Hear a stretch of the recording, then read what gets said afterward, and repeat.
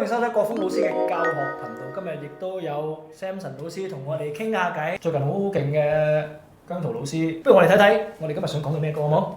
我當初天空失去你的光芒，人生將會獨處一個什麼的地方。呢首係一首好感人嘅歌，紀念到一個離開咗嘅朋友。多海世道瘋狂那小，向海闊我任意闖，跟地亂闖。首先嚟講呢一首歌，如果要喺本身自己個主唱唱出嚟嘅時候，嗰種嘅心情係好難控制啦。係咯。係咪？因為佢每次唱真嘅時候，可能諗起佢個離開咗嘅朋友，然之後就會好多哽咽啊，或者流眼淚嘅時候，你每次想喊嘅時候唱歌都係唱唔到嘅。其實咧，佢把聲其實夠高嘅，或者佢真係都聲底都唔錯，但係咧，佢嗰個技巧上咧，好似有少少問題咧，即係個閉合未必處理得太好，同埋佢有時候都好沙聲，你會聽到好多氣聲、好多 noise 咁，把聲唔夠 focus， 即係話佢個位置啊，或者佢個發聲點啊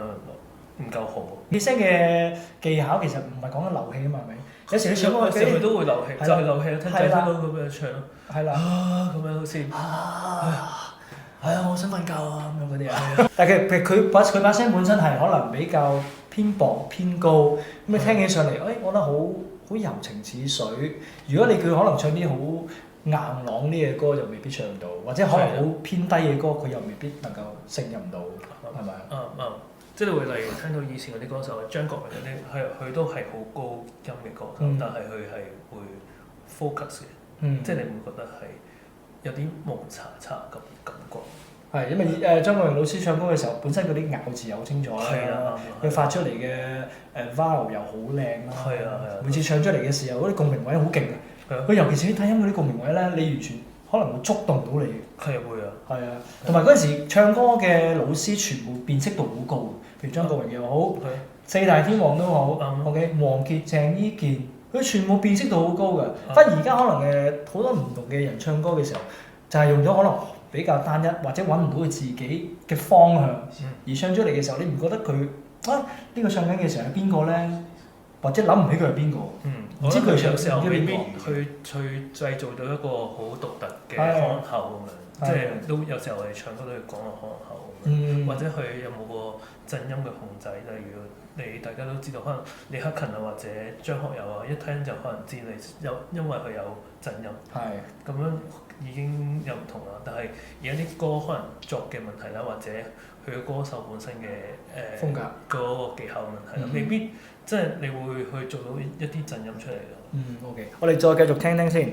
我今天天空只見你的天堂，容許給我待你心跳活得很健康，煩擾中抱着希望，抵消每的失望又一天。你頭先聽到有幾句可能因為佢個情緒問題影響咗佢有少少走音啦，或者有啲音其實煩擾等飛進你的嗱嗰啲嘅字嘅咬合，我覺得又唔係話特別唱得比較清楚，兼且好似閉住咗自己嘅嘴咧，將個字唱唔到出嚟，係咪？因為佢令到個喉嚨啊比較緊啊，咬字咬得鬆，或者佢冇用個牙膠去令到佢即係呢度嘅 movement 咯，即係佢冇用佢嘅即係面部嘅。即係之前我哋提過啦，面部其實佢冇去用呢啲力去咬字，佢就用就入邊個喉嚨去咬字，咁變相大家係聽唔到佢唱咯，同埋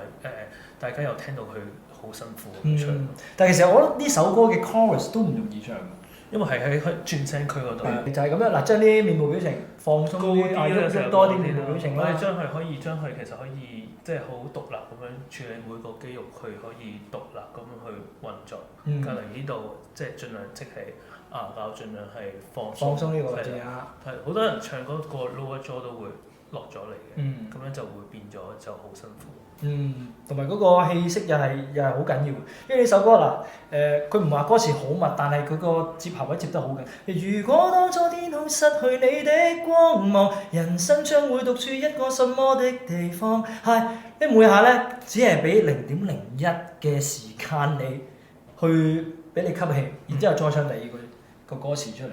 其實呢個都係一個我哋用丹田呼吸法嘅嗰種技巧啦，係啦。有時候個 replace 即係個橫膈膜只要即刻去放鬆咁樣，其實就會唱到。同埋有時候吸氣我覺得我會咪強嗰啲學生會做口吸鼻呼咁，好似游水咁樣。哦，係。係啊，口吸鼻呼。唔知係認唔同啊？認同。但係有時可能我哋未必即係唱歌就冇能夠做到口吸鼻呼啦，係咪？練習嘅時候真係可以練習口吸鼻呼。呢個方法咧，我哋每一下口吸嘅時候，吸到一啖好大嘅氧氣啦，叫做係啦。然之後我哋再用個鼻呼出嚟嘅時候，幻想自己可能用個鼻呼出嚟嘅時候係唱緊歌，唱緊啲歌詞出嚟。